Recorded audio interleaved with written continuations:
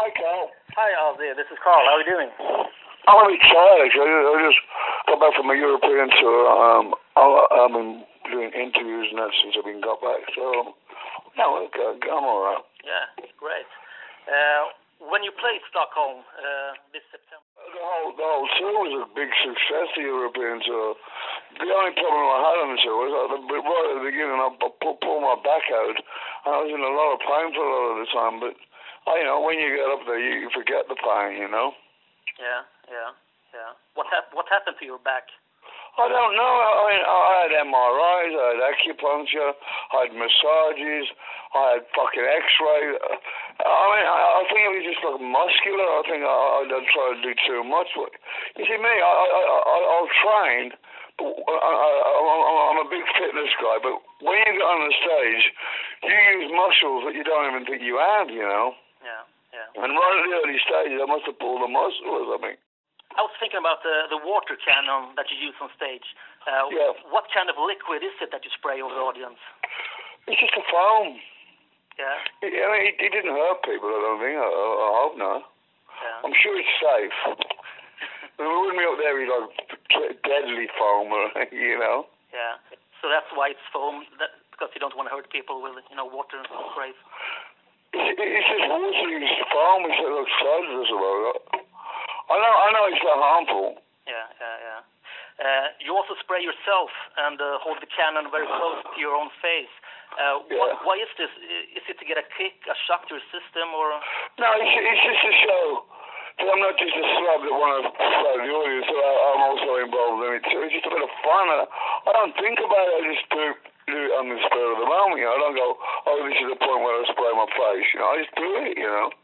I'm one of them, and I've always had the approach of, I'm so grateful to see the people out there, and I'm grateful that they have fun with me. Yeah. It's just fun, Yeah, of course. Your assistant, Tony Dennis, that put me through, he has worked for you for 30 years. Yeah. It's funny how you still kick him around on stage when he's cleaning up the mess after the water cannon. What are some of the extremes that you have put him through?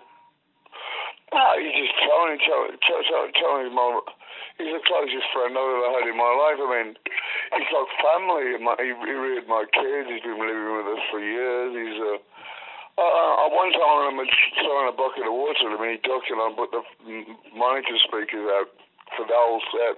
That was one time. But it's just, he's just one of the guys. I couldn't do half the stuff that I do without him, because he's so loyal and he's such a good worker. Yeah. Does anyone dare to play jokes on you, or are people too intimidated? Does Tony ever get even with you? No, it's not even. There's no evenness. There's no malice in what I do. It's just a bit of fun, If you ever want to clown around, I'm not one of these guys I'm the only guy that plays tricks and nobody else is allowed to play a trick. It's fun. I just, my thing is, if you can't take it, then don't give it, Yeah.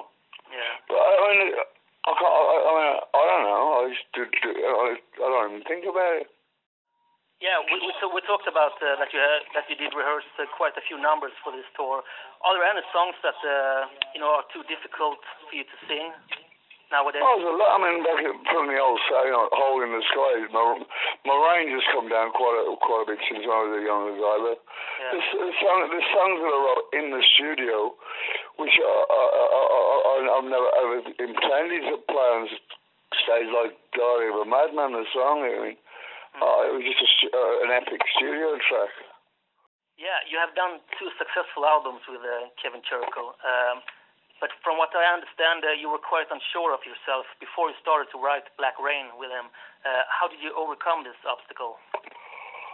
Well, it's like when you get a producer, you gotta have trust in it. And it was the first time I'd ever met Kevin Churchill, and I had my own recording studio at my house. So it was kind of like a new experience. Kevin is a very, very...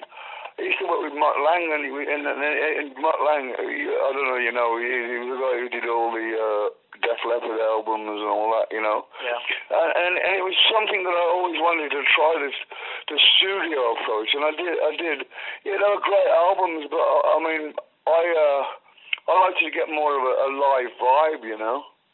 There are some producers that you have worked with that you were not too happy with. Well, it wasn't so much them. It was like the circumstances, because when I did the first solo album, when I did the first Blizzard, we did the Blizzard and Diary albums. We virtually did them ourselves, not an engineer. And I mean, I know what I want to sound like. I know what I want to do. I don't want someone to give me a suggestion. But if I was to tell a song called Crazy Sound, and you were to record it the way you think you want to record it, it's not the way I get pissed off and say, well, I mean, that was the only thing I had against it. I mean, Ron Nevison, I thought could have done a better job on Ultimate Sin, but saying that kids love it, I don't know. I'm not always right and I'm not always wrong, you know.